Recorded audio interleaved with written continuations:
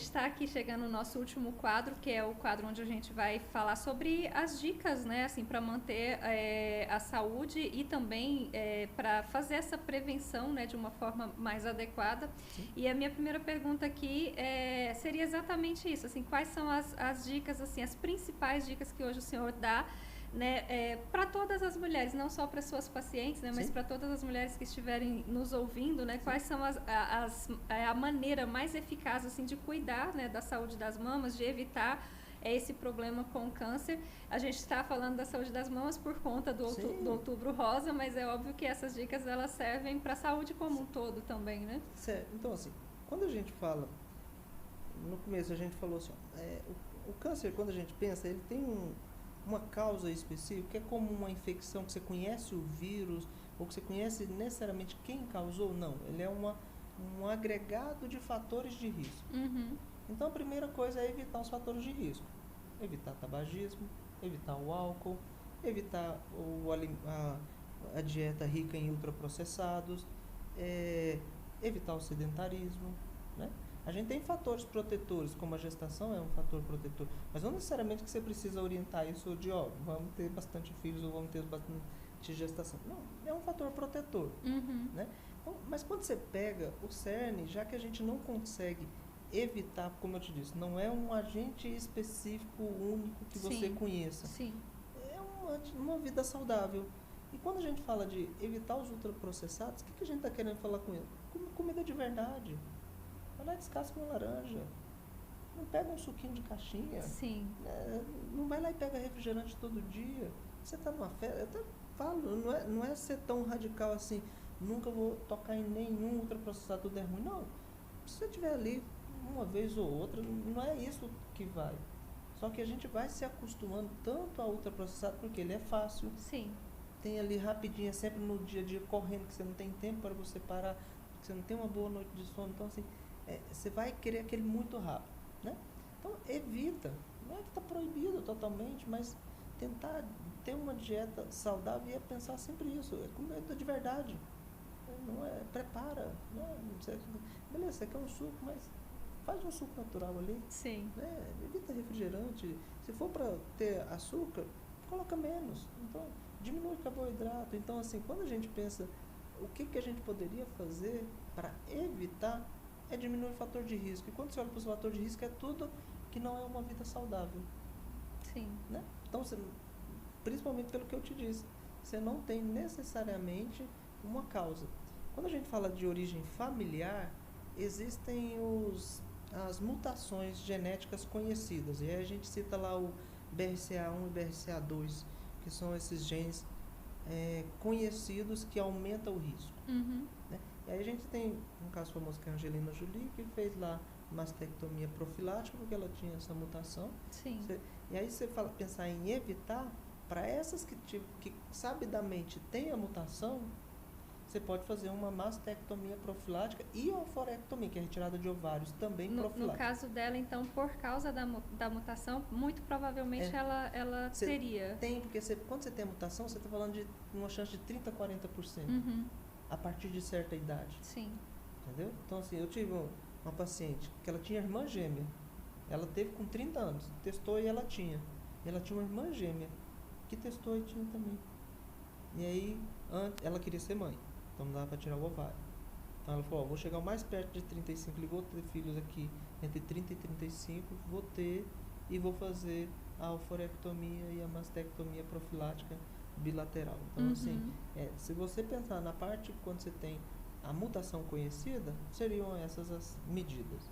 De uma forma geral para mulheres, de uma forma fora disso... Então, só o fato de alguém na família ter tido a doença, mas se a pessoa não tem essa mutação, não seria indicação, de fazer. Como que é sempre o pensamento? É assim, tive uma paciente que vem com uma história familiar. Já tem 3 irmãs, 2 primas, uma mãe, vó, que tem... Quando você tem mais de 2 familiares ali próximos que teve o câncer, já liga um alerta. Sim.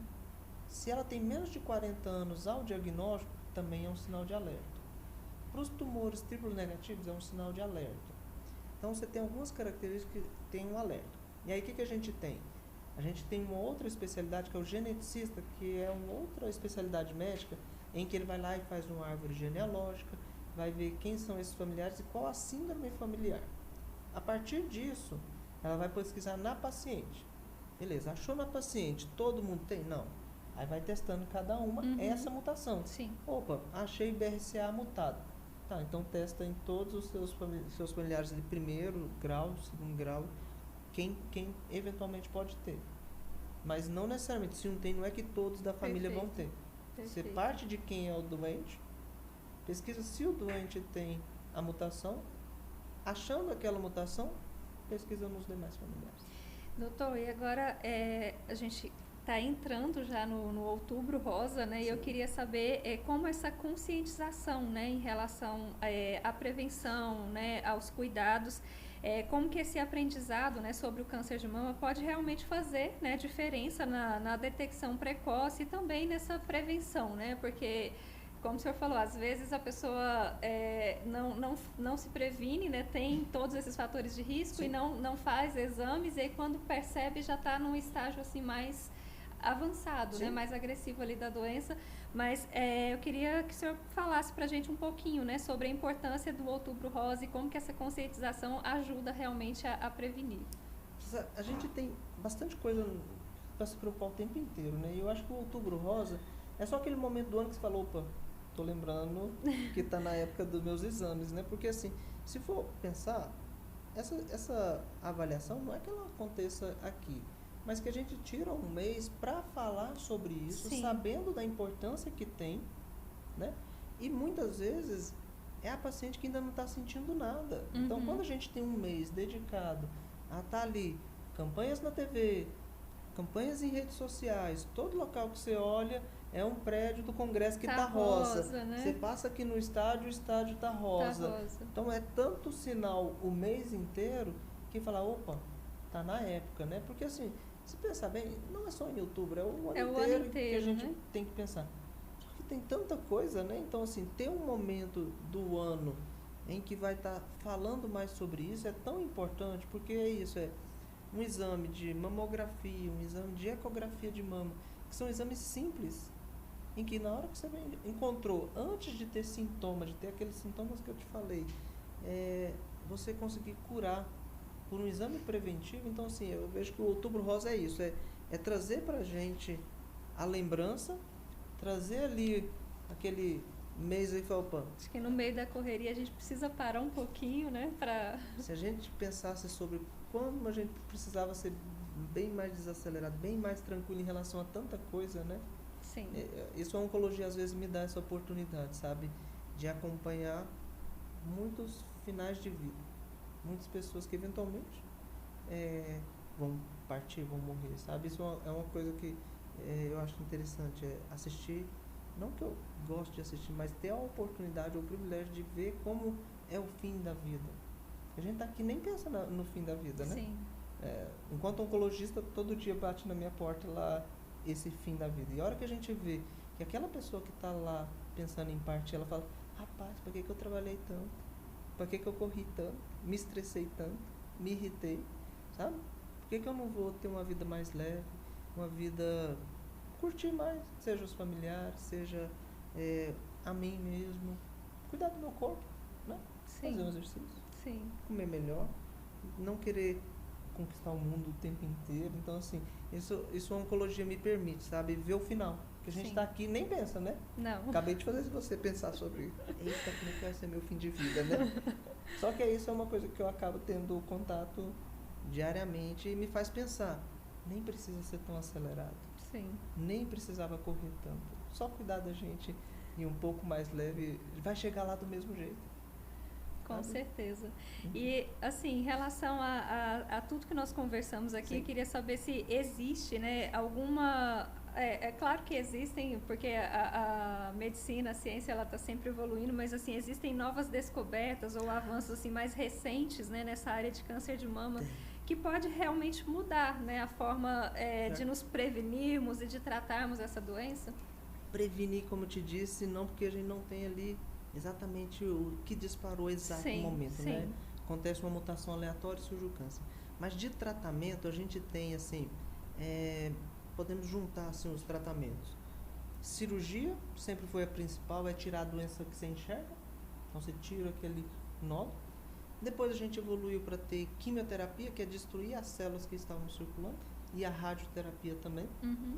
Pouco depois a gente entendeu que a modulação hormonal era uma outra ferramenta que a gente poderia usar, e esses são os mais tradicionais. Nos últimos 10, 15 anos, a gente passou a ter anticorpos monoclonais. Funcionam mais ou menos como vacinas contra as proteínas que a gente identificou que estavam no câncer. E hoje a gente tem agentes bioespecíficos, que eles conseguiram combinar quimioterapia com esses anticorpos monoclonais, fazendo o quê? A quimioterapia é tóxica, só que eu acabo fazendo ela agir no corpo inteiro. E esse é um dos motivos que cai o cabelo.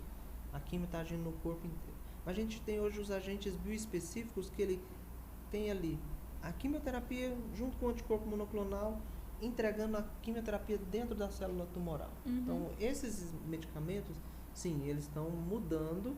Quando a gente fala de uma doença metastática, que há uns 15 anos aí a gente tinha uma expectativa de 2, 3 anos, a gente está vendo estudos mostrando 70 meses, 5, 6 anos de sobrevida com aquela medicação. Então, assim, tem esses...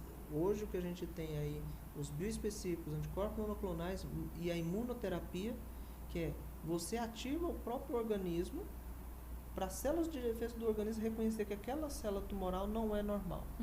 Então, a gente tem, junta todas essas ferramentas, a gente consegue hoje, se não naqueles casos que a gente não consegue curar, a gente torna ela uma doença crônica. Sim.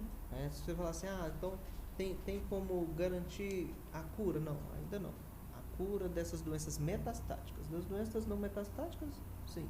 Mas das doenças metastáticas, a gente caminha para cronificar essa doença.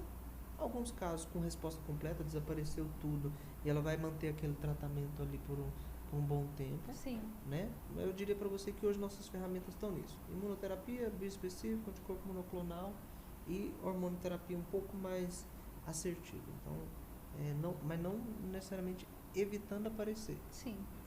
Doutor Tiago, nós estamos chegando aqui ao final desse nosso programa, né, sobre esse tema tão importante, o Outubro Rosa. E eu queria te pedir nesse momento para que você deixasse uma mensagem, né, para as pessoas que estiverem nos ouvindo, especialmente para essas mulheres. Como a gente conversou bastante aqui ao longo do programa, você falou exatamente sobre essa necessidade da gente parar um pouquinho ali para olhar para a gente, se cuidar um pouco mais. Então eu queria que o senhor deixasse uma mensagem para elas, né, exatamente para isso, né, incentivá-las a buscar, né, essa pausa, essa prevenção, olhar um pouco mais para elas, né, para cuidar um pouco mais da saúde. Eu acho que daria para deixar duas mensagens. Eu acho que para quem ainda não tem, sim, a gente está aí no Outubro Rosa, está no mês da gente ter essa conscientização. Faz lá seu exame, faz o exame faz a consulta com o especialista, faz os exames de triagem. Esse seria um deles. Sim, ter uma vida mais saudável, mais leve, menos estresse, dormindo melhor, comendo melhor, sim.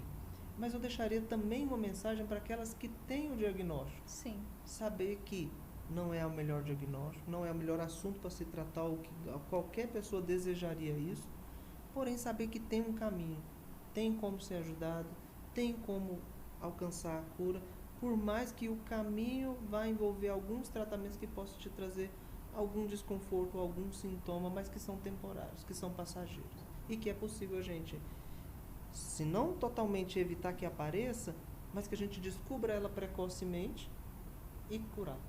E evitar tantas sequelas e tantos efeitos danosos que podem vir.